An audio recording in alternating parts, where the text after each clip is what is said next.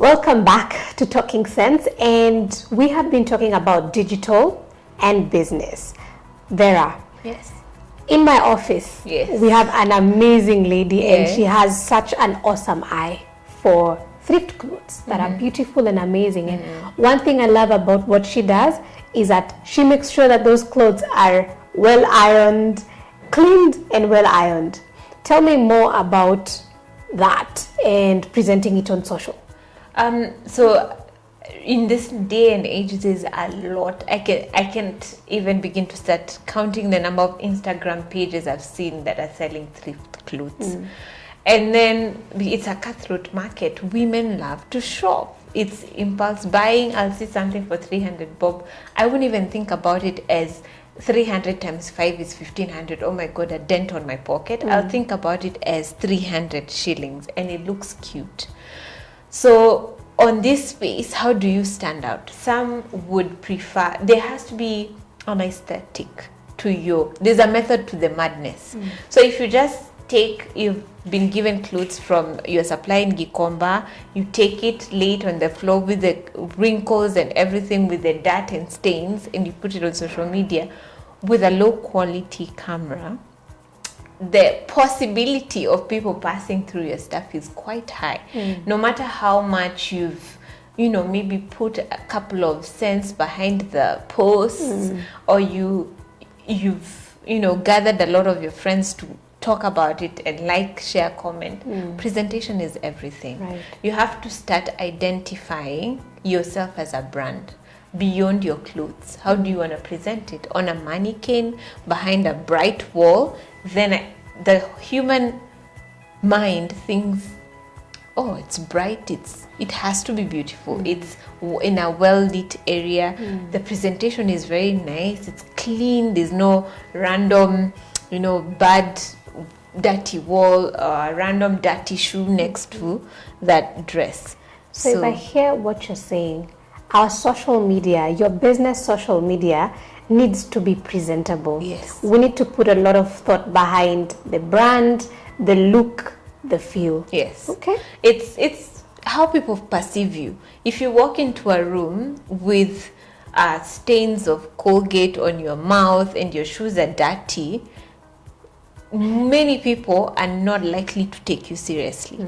But if you clean yourself, you groomed yourself properly, you've dressed well for the occasion, a lot of people start paying attention to what you say. We might be the same people with the same capacity, the same thing we're saying, but it's how we presented ourselves. It's the same thing with your portfolio on social. You can't have random things lying around and then try to sell something. Presentation is key. It doesn't have to be expensive. It has maybe a fab carpet and you throw your clothes on. Maybe you pair it with a cute sandal so someone can visualize how they look in your item. Maybe you find a nice background, well-lit room with a good camera. It doesn't have to be expensive. Well-lit, good camera, position your product well, and people will start consuming it. Aesthetics. Yes. So we've mapped our customer, we've worked on our unique value proposition, and now we've identified the platform. We have identified the platform. Yes. Sorry, I forgot that.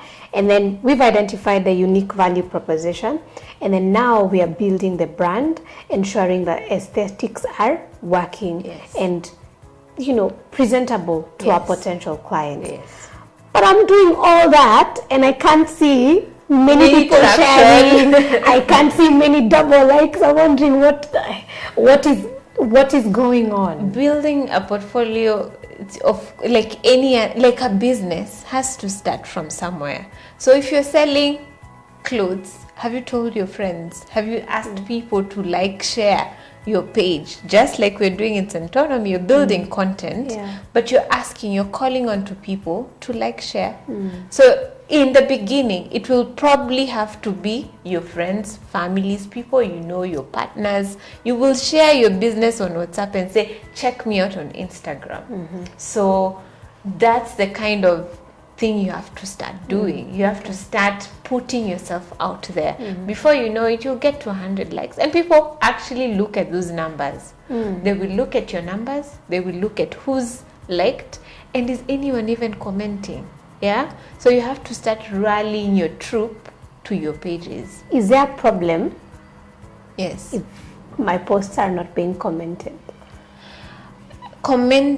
People if there are people not commenting on my post, is there a problem? It depends on what you're doing. For example, if you're selling a dress, it's well presented, the price is there, most likely people won't comment on your page. They will go on your DMs and ask, is this available? Okay.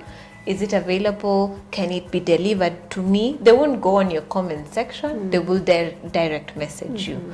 But if you're if you're in the photography business and you have good photos or maybe not so good photos, you will probably know what the feeling is from people. They'll be like, wow, this is amazing. Even if they don't want to come to your studio, or if they can't afford to come to your studio at the moment, when people see good things, they will say, they will share. In fact, you have to look at your engagement rate. If something is good, the compulsion to share is very high. If I think it's average or not so good, that won't happen. So it matters. What do these numbers really mean? There's a lot of talk on engagement, a lot of talk on reactions, impressions. When you go back to the back end of your Instagram and Facebook, you're seeing all these analytics. What am I supposed to be looking for as a business? As a business is the kind of engagement you're getting. You will have, I'll give you an example. We'll have one bank that has 500,000 followers, but when you're looking at the engagement scores, it's almost 1% or less. So you're wondering, okay, is it that this 500,000 people do not find your content sticky? Is it that they don't understand what you're saying? Is the call to action clear for them to action on it? What is it? Are you not talking to the right consumer? Because I can have an Instagram page that has 500 people, followers, but my engagement scores are really high. The number of likes are way past 50. The number of comments on my page are more than 10. People are sharing my content. That's, as a business, that's what you should look out for, because followers can be bought. I can buy followers. I can put on an ad and say my call to action is increase the number of followers.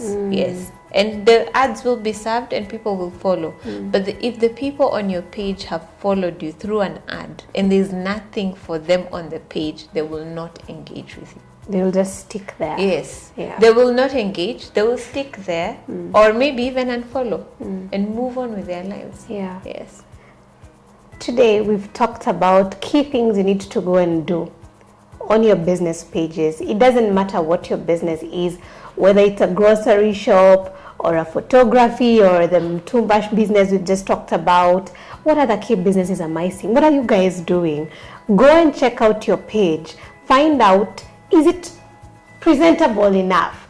If you were your client, what do you think about that page? I'm definitely gonna go and look at mine, and I think I'm gonna find some interesting things, you know, like making sure it's brand aligned, and I'll start working on that. And then I'm also going to make sure I start looking at the analytics. Am I engaging? And if I'm not, how can I start improving? We'll get back after this. Subscribe, switch on or turn on those notifications so that we can have serious conversations about improving our businesses. Thank you for joining us.